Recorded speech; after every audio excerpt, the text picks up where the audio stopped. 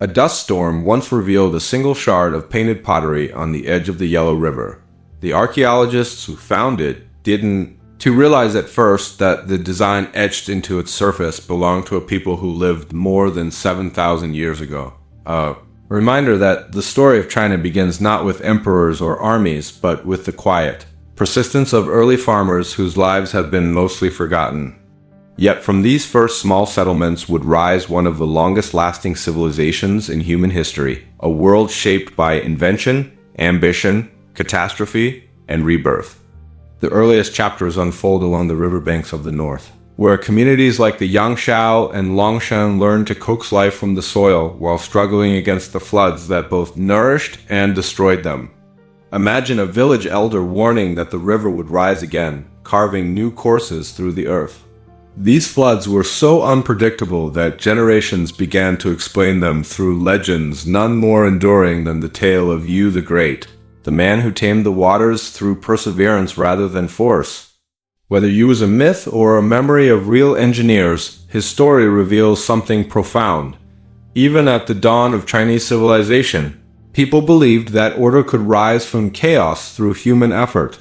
Out of these early societies emerged the She, a dynasty half-shrouded in mystery, followed by the Shang, whose brilliant bronze craftsmanship and oracle bones speak loudly where written records whisper.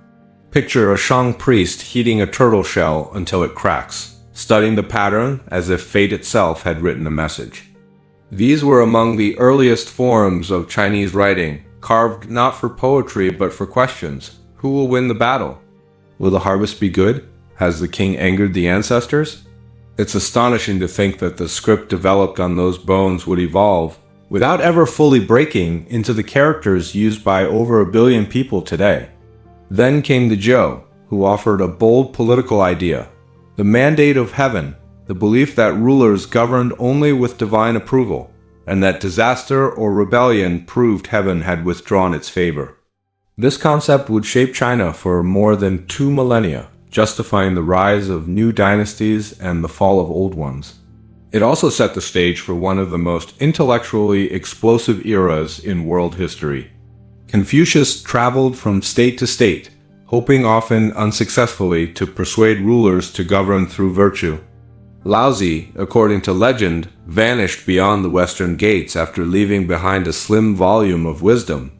And the legalists, sharp-eyed and unsentimental, argued that order could only come from firm laws and strict punishment. These rival visions collided during the Warring States period, when philosophers debated while armies clashed, each state vying for supremacy in a contest that seemed to have no end. But an end came, suddenly and decisively, because a ruthless ruler from the state of Qin believed unity was worth any cost.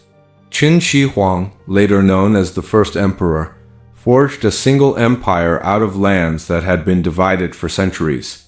He standardized writing, currency, and weights, built roads straight as arrows, and began fortifying what would become part of the Great Wall. At the same time, he burned books he considered subversive and buried scholars alive, acts that earned him a reputation as both a visionary and a tyrant. When he died while searching for immortality, his empire unraveled within years. Yet the model he created for centralized rule endured, casting a long shadow over the dynasties that followed. From this collapse emerged the Han Dynasty, often compared to the Roman Empire for its power and sophistication. Under the Han, China expanded its borders, refined its bureaucracy, and opened the Silk Road, a network of trade routes that carried silk, spices, ideas, and diseases across deserts and mountains.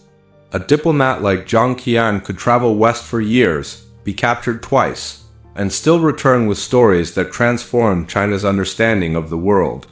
Meanwhile, inventions like paper quietly revolutionized administration and culture.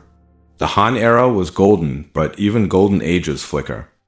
Rebellions like the Yellow Turban Uprising signaled a system cracking under corruption and inequality, leading to a dramatic breakup that inspired the legendary tale of the Three Kingdoms, a time of heroes' betrayal and the precarious balance between ambition and virtue. The centuries that followed saw dynasties rise and fall like tides. The Sui dynasty, brief but energetic, reunited the fractured realm, and built the Grand Canal, linking northern grain fields to southern markets. But its ambitions exhausted the people, and soon the Tang Dynasty swept in, bringing an age of poetry, cosmopolitanism, and imperial confidence. In the bustling capital of Chang'an, merchants from Persia haggled beside monks from India. Musicians from Central Asia played melodies that blended into court festivals.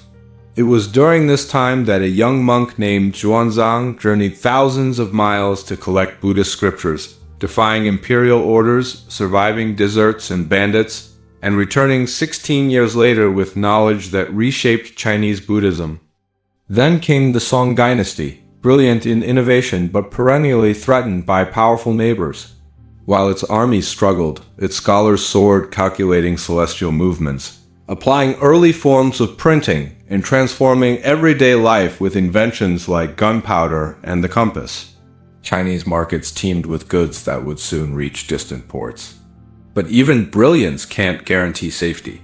From the northern steppes came a force few could have predicted: the Mongol Empire. Under Kublai Khan, the grandson of Genghis, the Mongols conquered the Song and founded the Yuan dynasty. For the first time, all of China was ruled by foreigners. Yet Kublai's court became a meeting point for culture from across Eurasia, described vividly by Marco Polo, though historians still debate which of his tales were fact and which were embellishment. The Mongol era eventually gave way to a wave of rebellion that birthed the Ming dynasty, whose early rulers restored Chinese traditions and sent massive fleets across the Indian Ocean. Admiral Zheng He's treasure ships dwarfed the vessels of Europe, carrying porcelain, silk, and gifts to kingdoms from Arabia to East Africa. But after his voyages ended, the Ming turned inward, haunted by court intrigue, economic strain, and external threats. When rebels finally stormed Beijing in 1644, the last Ming emperor walked to a lonely hill behind the palace and ended his life beneath a twisted tree, a tragic symbol of a dynasty undone from within. Riding through the chaos came the Manchus, who established the Qing dynasty, China's last imperial house. Their early reign brought stability, prosperity, and territorial expansion. But by the 19th century, China faced pressures it had not seen in millennia.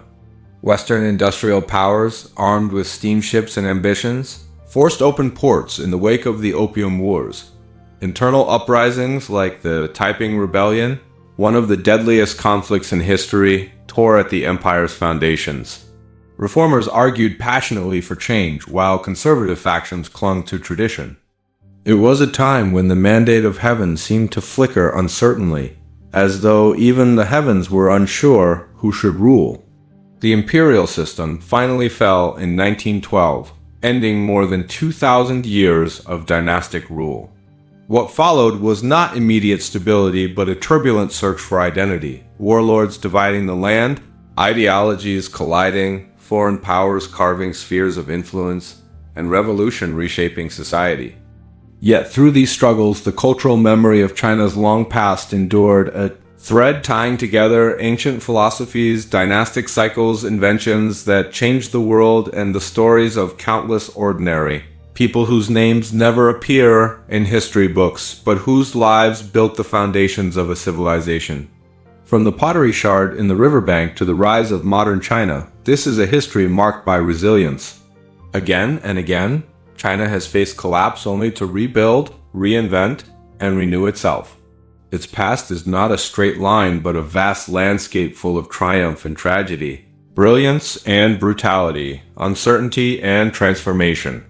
And though the story stretches back thousands of years, it remains unfinished, still unfolding, shaped by the same human hopes and fears that once inspired ancestors to tame rivers, forge empires, and imagine a future worthy of the heavens.